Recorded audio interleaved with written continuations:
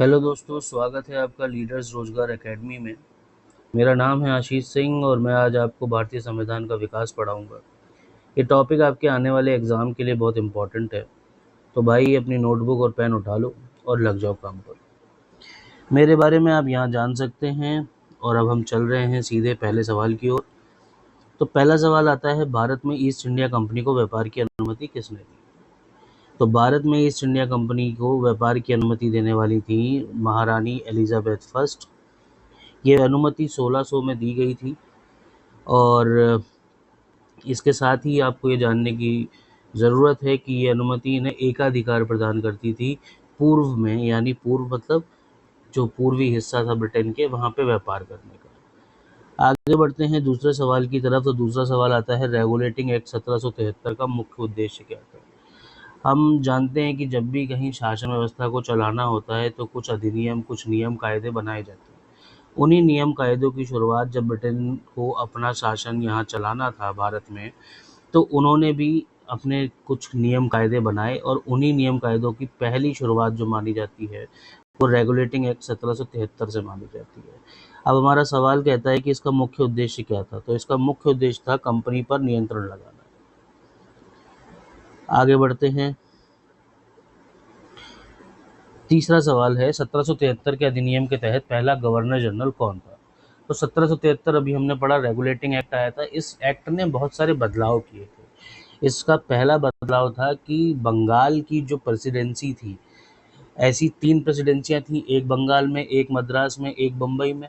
तो बंगाल की प्रेसिडेंसी को इन्होंने क्या किया, वो सुपीरियर दिया, बड़ा बना दिया। कैसे बड़ा बना दिया कि बम्बई और मद्रास की प्रेसिडेंसियों को इसके अधीन कर दिया गया। उनकी विधायी शक्तियाँ, मतलब जो उनकी कानून बनाने की शक्ति थी, वो अब मद्रास और बम्बई की, वो अब बंगाल के अंडर में चली गई।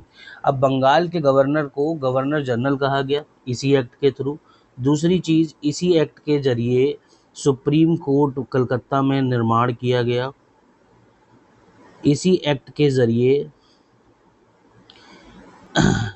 जो है बंगाल का गवर्नर अब गवर्नर जनरल कहलाया और वो व्यक्ति था वॉरेन हेस्टिंग्स। ठीक है, अब हम आगे अगले क्वेश्चन की तरफ बढ़ते हैं। अगला क्वेश्चन है, पिट्स इंडिया एक्ट 1784। जैसा कि मैंने अभी आपको बताया कि समय समय पर कई सारे नियम कायदे कानून को बनाने के लिए कोशिश की जाती है ताकि व्यापार या फिर ताकि कहा जाए कि प्रशासन जो है वो सुचारू रूप से चल सके। उसी की एक अगली कड़ी आती है 1773 एक्ट के बाद 1784 का पिट्स इंडिया एक्ट। पिट्स जो था वो वहाँ पे उस समय प्रधानमंत्री थे ब्रिटेन के, उन्हीं के नाम पे ये एक्ट आया, पिट्स इंडिया एक्ट। और इसका जो प्रावधान था वो ये था कि ये बोर्ड ऑफ कंट्रोल की स्थापना करता है। बोर्ड ऑफ कंट्रोल कंपनी के जो भी प्रशासनिक और नागरिक कार्य थे उनको कंट्रोल कर रहा था, तो इसलिए इसकी स्थापना की गई। अगले नंबर पे हम देखते हैं, अगला सवाल हमारे सामने आता है, चार्टर एक्ट 1813 का मुख्य प्रावधान क्या है?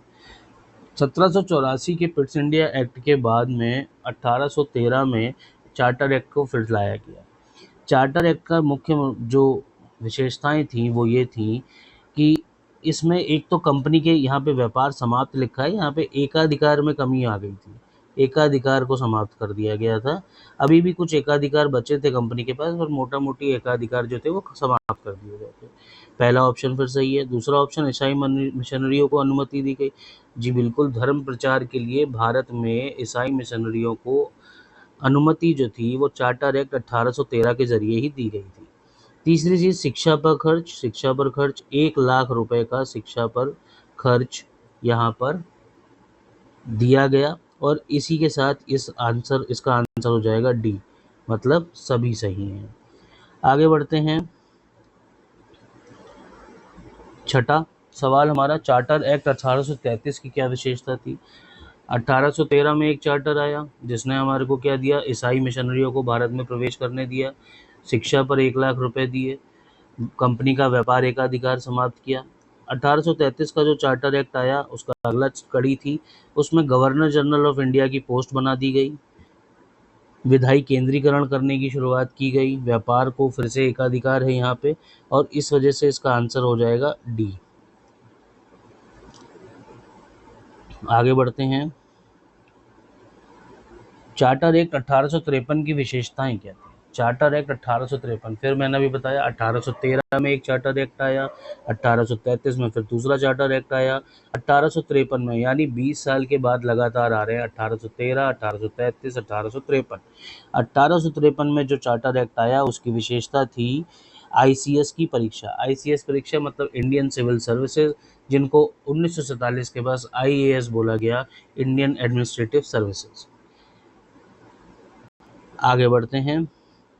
भारत सरकार अधिनियम 1858 का परिणाम क्या हुआ? भारत सरकार अधिनियम 1858, आप जानते हैं 1857 में भारत का प्रथम क्रांति हुई थी भारत में।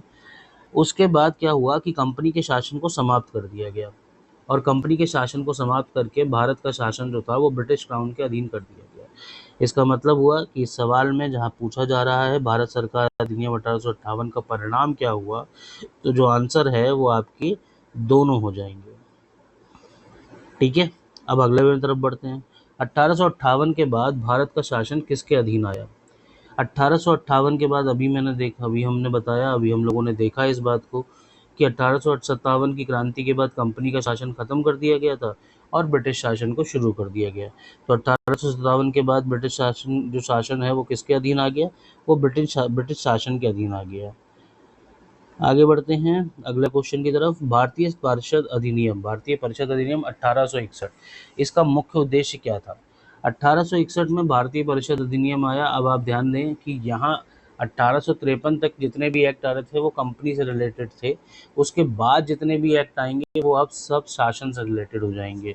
1853 का जो एक्ट आया वो लास्ट एक्ट था जो कंपनी के रेगुलेट करने के लिए था। उसके बाद 1861 आया जो पूरे भारत की तरफ एक भारत को ब्रिटिश प्रांत के तौर पे इन लोगों ने देखा, और इसके साथ ही यहाँ पर इसमें कुछ बदलाव किए गए। 1861 का एक्ट जो है वो मेनली टारगेट करता है भारतीयों को शामिल करने के। मतलब क्या था कि जब 1857 की क्रांति हो गई तो भारतीयों में असंतोष आ गया, तो उस असंतोष को समाप्त करने के लिए ही 1861 का एक्ट लाया गया, और जिसमें ये कहा गया कि अब जो शासन व्यवस्था है उसमें भारतीयों को भी कुछ भूमिका दी जाएगी। आगे बढ़ते हैं 11वें सवाल की तरफ। भारतीय परिषद अधिनियम 1892 में सुधार, क्या सुधार हुआ?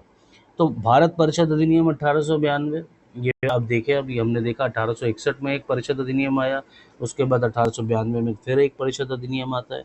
ये जो परिषद अधिनियम था इसमें इम्पॉर्टेंट चीज़ थी कि इसमें प्रतिनिधित्व को बढ़ा दिया गया। ये पहली बार अगर आपसे पूछा जाता है कि भारत में ब्रिटिश शासन के अधीन पहली बार अप्रत्यक्ष चुनाव मतलब पब्लिक उसमें वोट नहीं दे रही थी। उसमें कौन वोट दे रहा था? उसमें कुछ ग्रुप्स को वोट देने की पावर दी गई थी। अप्रत्यक्ष मतलब निर्वाचित हो रहे थे एक तरीके से, और वो जो था वो इसी एक्ट के थ्रू हमें देखने को मिलता है। अगला देखते हैं मार्ले-मिंटो सुधार 1909। तो मार्ले-मिंटो सुधार जो है वो एक 1909 में आया था, और इसकी विशेषता क्या थी? अब मार्ले-मिंटो सुधार 1909 में आया, इसकी विशेषता थी अलग निर्वाचन क्षेत्र, जिसको हम लोग कहते हैं पृथक निर्वाचन क्षेत्र। आगे बढ़ते हैं अगले सवाल की तरफ। अलग निर्वाचन क्षेत्र या पृथक निर्वाचन क्षेत्र किसके लिए शुरू किया गया था? तो ये मुस्लिमों के लिए शुरू किया गया था। इसका आंसर है बी। अब इसमें क्या था? पृथक निर्वाचन क्षेत्र एक्चुअली में एक ऐसी व्यवस्था थी जिसमें एक समुदाय विशेष के लोगों के द्वारा उसी समुदाय विशेष के लोग जो प्रतिनिधि है उसे चुना जाएगा। मतलब अगर मुस्लिम बहुल इलाका है तो मुस्लिम ही उम्मीदवार होगा, और उसी को मुस्लिम बहुल जो मुस्लिम वोटर है वो उसी को चुन सकता है। सिर्फ मुस्लिम उम्मीदवार ही इस जगह पर अपना दावा कर सकता था। आगे बढ़ते हैं अलग निर्वाचन क्षेत्र के बाद अब 14वां सवाल आता है, मॉन्टेग्यू चेम्सफोर्ड सुधार कब लागू हुए? 1909 में हमने देखा भारत परिषद अधिनियम, जिसे मार्ले-मिंटो अधिनियम कहा जाता है। उसके बाद 1919 में एक और आता है जिसको हम मॉन्टेग्यू चेम्सफोर्ड सुधार कहते हैं। तो सवाल है कि कब लागू हुआ, तो इसका आंसर बनता है आपके सामने कि ये 1919 में लागू हुआ। अब आगे बढ़ते हैं अगले सवाल की तरफ। डायरकी किस अधिनियम में संबंधित है? तो डायरकी का मतलब हिंदी में होता है द्वैध शासन। तो किस अधिनियम के द्वारा भारत में द्वैध शासन की शुरुआत की गई? तो भारत में द्वैध शासन का मतलब होता है ऐसी शासन व्यवस्था जहाँ पे दो अलग अलग सरकारें या दो तरीके से सरकार जो है वो अपना काम कर रही है। तो डायरकी की शुरुआत जो थी वो 1919 में की गई, और ये मॉन्टेग्यू चेम्सफोर्ड जो रिफॉर्म था उसकी एक विशेषता रही है। आगे बढ़ते हैं, भारत सरकार अधिनियम 1935 की क्या विशेषता थी? तो भारत सरकार अधिनियम 1935 आया। उस अधिनियम के तहत भारत में संघीय ढांचे की तरफ बढ़े, उसमें प्रांतीय स्वायत्तता मिली, उसमें द्वैध शासन प्रणाली मिली। इस हिसाब से देखा जाए तो ये सभी आंसर इसके सही हैं। ठीक है, अगला सवाल देखते हैं, 1935 में द्वैध शासन कहाँ समाप्त किया गया? तो द्वैध शासन अभी हमने देखा 1919 में प्रांतों में द्वैध शासन दिया गया था। तो 1935 का जब अधिनियम आया तो प्रांतों में द्वैध शासन को समाप्त कर दिया गया, पर प्रांतों में समाप्त कर दिया गया था, पर केंद्र में शुरू करा गया था। ये चीज़ आपको याद रखनी है कि केंद्र में शुरू किया गया था। ठीक है, तो इसका आंसर आप लोग फिर से देख लीजिए, इसका आंसर होता है प्रांत, केंद्र में शुरू किया गया और यहाँ पे समाप्त किया गया। ठीक है, अगले सवाल की तरफ बढ़ते हैं, संविधान सभा का गठन कब हुआ? अब जब 1935 का अधिनियम आया, उसके बाद 1942 में भारत छोड़ो आंदोलन शुरू हुआ, 1946 में क्रिप्स मिशन आ गया, तो इन सब का जो प्रभाव था वो ये था पड़ा कि संविधान सभा के गठन पे मंजूरी मिल गई थी। अब संविधान सभा का गठन जो है वो 1946 में आया। ठीक है, अगला सवाल की तरफ बढ़ते हैं, संविधान सभा का विचार किसने दिया था? तो संविधान सभा एक विचार के तौर पे अगर हम देखें तो वो एम.एन. रॉय का विचार था। ठीक है, इन्होंने 1924 में संविधान सभा का विचार दिया था। अगला बढ़ते हैं, कैबिनेट मिशन कब आया? जैसे मैंने अभी बताया कि 1942 में जब भारत छोड़ो आंदोलन शुरू हुआ, तो उसके बाद ब्रिटिश सरकार जो है वो परेशान हो गई और उन्होंने भारत में बड़े नेताओं से या भारतीयों के असंतोष को समाप्त करने के लिए कुछ प्रयास शुरू कर दिए। उस पर वैश्विक दबाव भी था, उस पर देश से भी दबाव पड़ रहा था, अंदरूनी दबाव भी था। तो फाइनली उन्होंने 1946 में कैबिनेट मिशन की स्थापना करी या कैबिनेट मिशन की नियुक्ति करी। यही मिशन जो है वो आगे चल के भारत में संविधान सभा की नींव रखने में का आधार बनता है। आगे देखते हैं, अगला सवाल, संविधान सभा के कुल सदस्य कितने थे? संविधान सभा हमने देखा ही 1946 में बनी थी, और संविधान सभा के जो सदस्यों की संख्या थी वो 389 सदस्य थी। इस सदस्यों में कांग्रेस के, मुस्लिम लीग के, लगभग उस समय जो मौजूद जितने भी बड़े दल थे उन सभी को प्रतिनिधित्व मिला था। आगे बढ़ते हैं, अब डॉक्टर अंबेडकर किस समिति के अध्यक्ष थे? हम सभी जानते हैं कि भारत का संविधान जो है वो डॉक्टर अंबेडकर की ही देन है और उन्हीं का ऋणी रहेगा। और इसी हिसाब से हम आगे बढ़ते हैं तो यहाँ पे देखते हैं तो प्रारूप समिति जो है वो डॉक्टर अंबेडकर की अध्यक्षता में गठित की गई थी। तो डॉक्टर अंबेडकर किस समिति के अध्यक्ष थे? डॉक्टर अंबेडकर प्रारूप समिति के अध्यक्ष थे। फिर है संविधान कब अपनाया गया? ये एक थोड़ा सा ट्रिकी क्वेश्चन हो जाता है यहाँ पे, संविधान कब अपनाया गया? तो संविधान को अपनाने की तारीख संविधान की प्रस्तावना में ही दी गई है और वो तारीख है 26 नवंबर 1949। इस दिन संविधान को अपना लिया गया था। आगे बढ़ते हैं, संविधान कब लागू हुआ? तो संविधान को लागू होने की जो तारीख है वो 26 जनवरी 1950 है। इस 26 जनवरी को चुनने का भी एक कारण है। 26 जनवरी इसलिए चुनी गई क्योंकि 1930 में 26 जनवरी के दिन जब कराची में अधिवेशन हुआ था कांग्रेस का, तो उस दिन स्वतंत्रता की घोषणा कर दी गई थी। इस दिन को महत्व देने के लिए 26 जनवरी 1950 के दिन संविधान को लागू किया गया। अगला सवाल हम पढ़ते हैं, भारत का पहला गवर्नर जनरल कौन था? तो भारत का पहला गवर्नर जनरल स्वतंत्रता के बाद कौन था? तो भारत के पहला गवर्नर जनरल स्वतंत्रता के बाद माउंटबेटन थे। अगर पूछा जाता है कि प्रथम भारतीय जो गवर्नर जनरल बने वो राजगोपालचारी होंगे।